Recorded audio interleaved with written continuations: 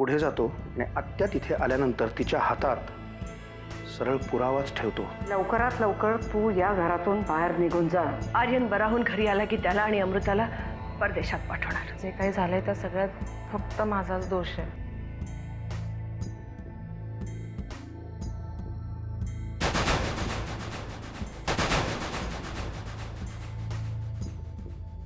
हे आर्यन,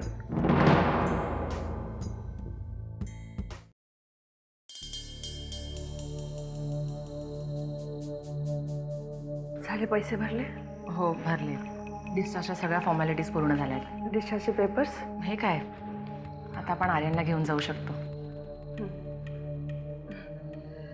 आता आर्यनची काळजी तू नाही करायची हं? आता तो तुझ्याशी कसा नीट वागत नाही मी बघते. असं नका म्हणू मम्मा, तो नीटच वागत होता माझ्याशी. मलाच काय झालं होतं माहित नाही. जाऊ दे, नको तो विषय. आता या सगळ्या विषयांपासून आपण लांब राहायचं. हो, मी आर्यनशी बोलले. लंडनला सेटल होण्याची आयडिया आम्हा दोघांनाही मान्य आहे. गुड. आता तो बरा झाला ना की आपण लगेच तुमच्या निघण्याची व्यवस्था करूया. बरं, मी त्याला भेटून तयार व्हायला सांगू का? म्हणजे आपण लगेच निघू शकतो. हां, नवऱ्याला घरी घेऊन जशी खूप घाई झाली आहे. मम्मा मी पण. बरं ठीक आहे, मी थांबते इथे. तुम्ही सांगा त्याला तयार व्हायला. नाही नको, तू सांग. नाही जा ठीक आहे, आपण दोघी सांगूया.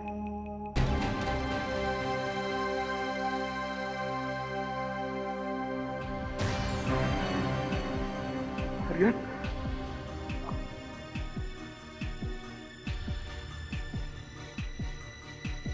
मामन काका, तू कधी आलास? काय झालंय काका, तू एवढा का घाबरलाय? अमृता, आर्यन. मम्मा,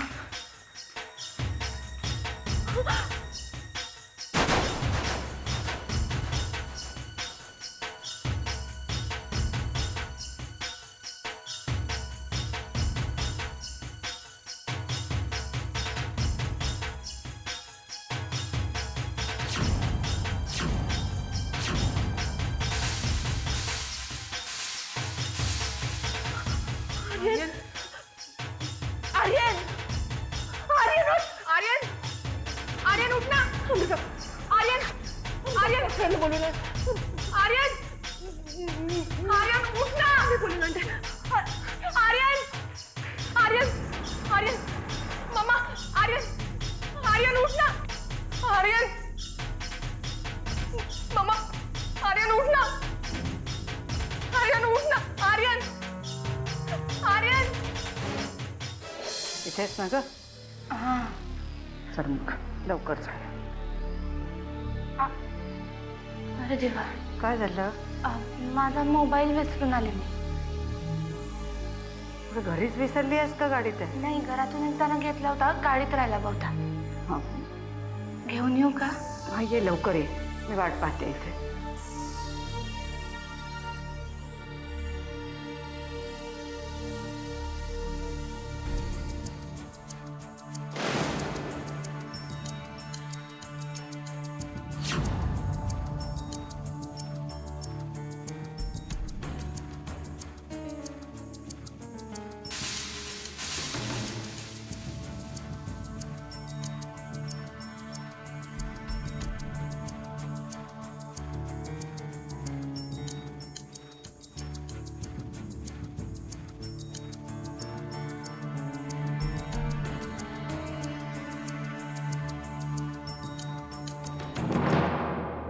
राधा,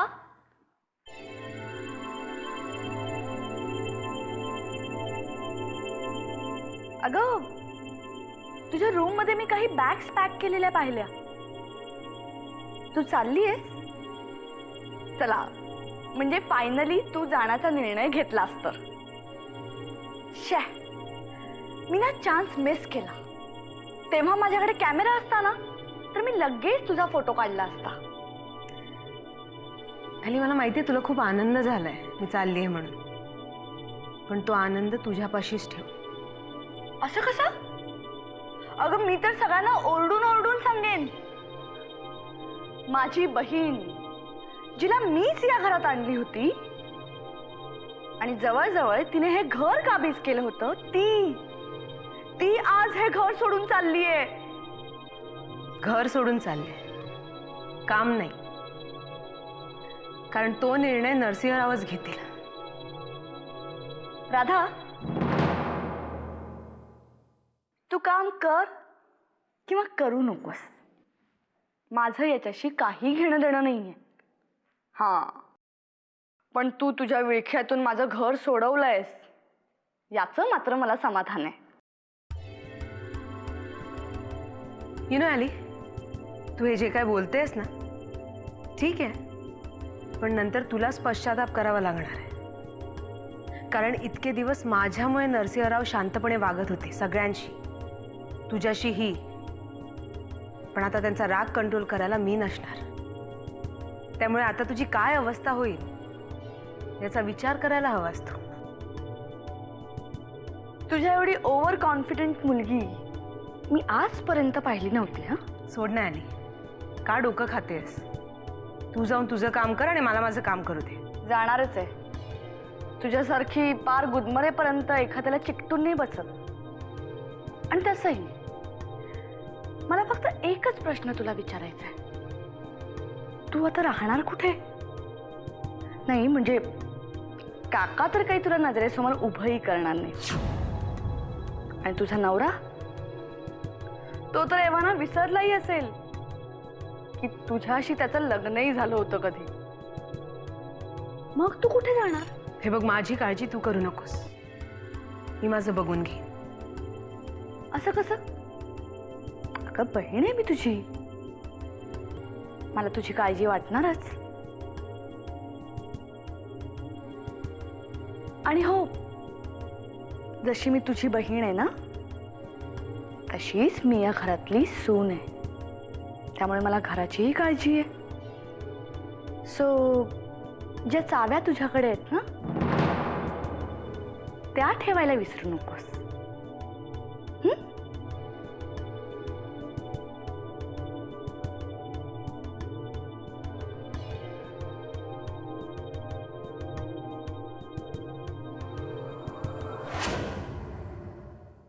मिळाला. हां, चल.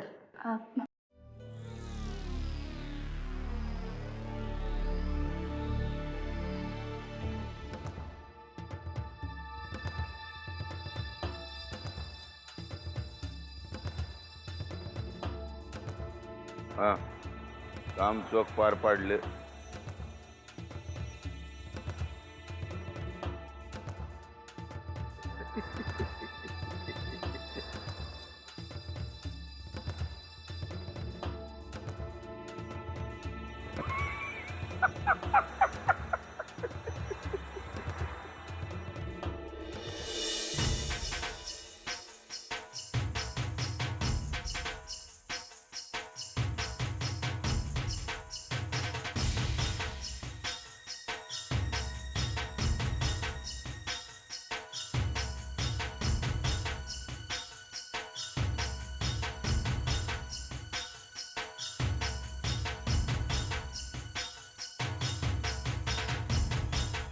I'm sorry. Please no more.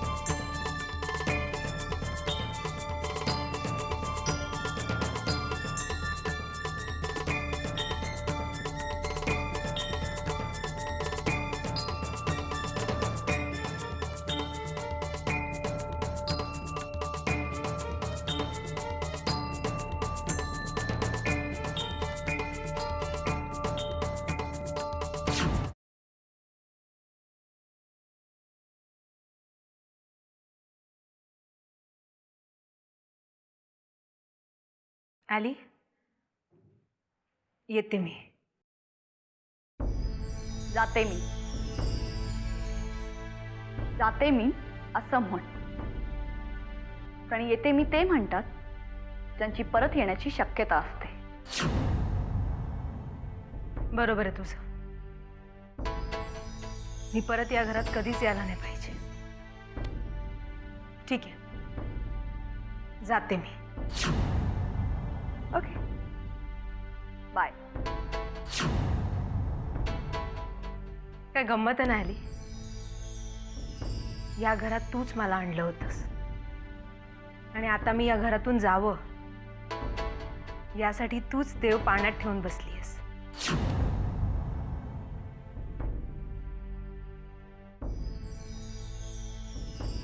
बसावं लागलं माय डिअर. कारण या घरातलं तुझं कर्तृत्व हे वाखाणण्याजोगंच नाही का? आली, मी या घरात जाण्यासाठीच आले होते, पण ते जाणं या पद्धतीने अपेक्षित नव्हतं. निदान तुझ्यातले आणि माझ्यातले संबंध अशा पद्धतीने बिघडतील असं वाटलं नव्हतं मला. काही बिघडले नाहीयेत आपल्यातले संबंध. उलट ते अजून प्रगल्भ झाले. कोणाला किती अंतरावर ठेवायचं हे तुझ्यामुळे शिकले मी. या घरात माझी बहीण म्हणून आलीस आणि माझेच हक्क कमरेला लावून मिरवायला लागलीस. जाऊ दे, तुझ्याशी बोलण्यात काहीही अर्थ नाही. कारण ज्याची जेवढी बुद्धी त्याच्याशी तेवढंच बोलावं. वा, छान डायलॉग आहे. राधिका,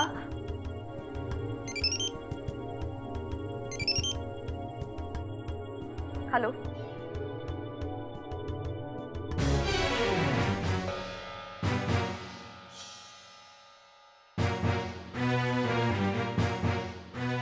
काय काय कोणाचा फोन होता? तुझ्यांचा. काय झालं? आर्यनचा खून झाला.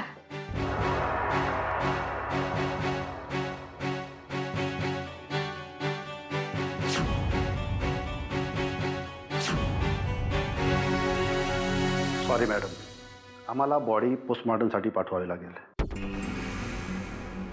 त्यानंतर तुमचं स्टेटमेंट घेतलं नाही. अर्थात लगेचच नाही, पण ठीक आहे, आपण नंतर बोलू. आता बोलून काय फायदा? ज्याला चेक करायचं होतं ते तो करून गेला. कोण? नरसिंह किल्लेदार.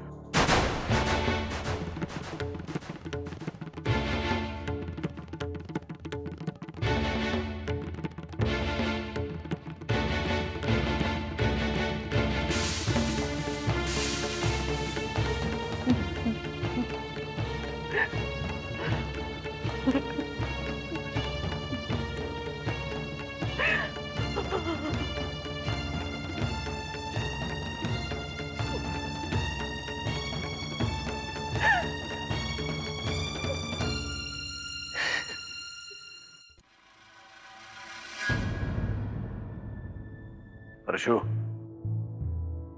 तू इथे? कोणी पाहिलं नाही ना तुला?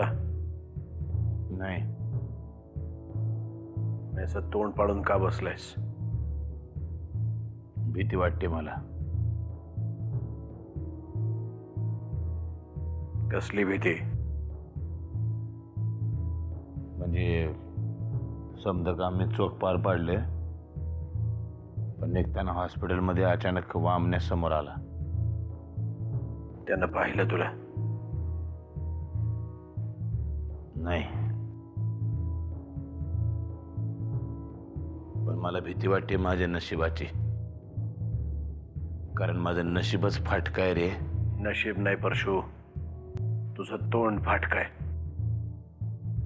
तोंडावर ताबा ठेव तुझ्या. मी काय म्हणतो, थोड्या दिवसांसाठी मी गायबच होऊ काय? असा विचार सुद्धा मनात आणू नकोस. तुझ्यावरच संशय घेतील. जसं सगळं चालू आहे तसंच चालू राहू दे. पण खरंच अडकणार नाही ना मी? परशू, तू फक्त तुझं तोंड बंद ठेव. जास्त शहाणपणा केलास तर नक्की अडकशील.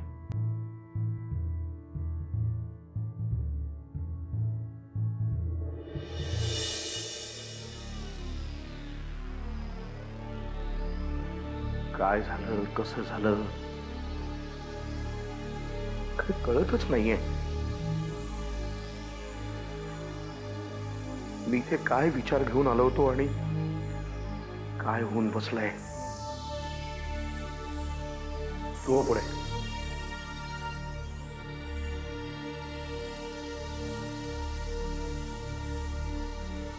मिस्टर वामन किल्लेदार, तुम्हाला माझ्याबरोबर पोलीस स्टेशनला यावं लागेल.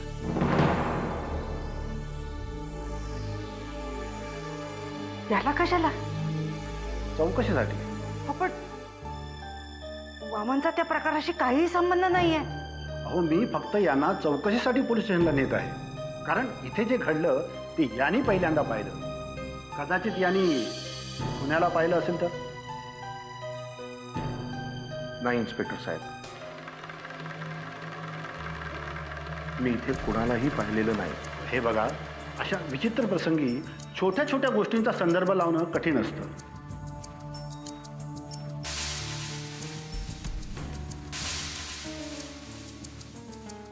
तेव्हा आपण शांतपणे. इन्स्पेक्टर साहेब, ही अशी वाक्य रोज कोर्टात मी 1000 वेळा म्हणतो. मी खरंच कोणालाही पाहिलेलं नाहीये. तरी सुद्धा आपण पोलीस स्टेशनला जाऊया. मी तिथे येऊन स्टेटमेंट देईन. चला, आलोच मी. या.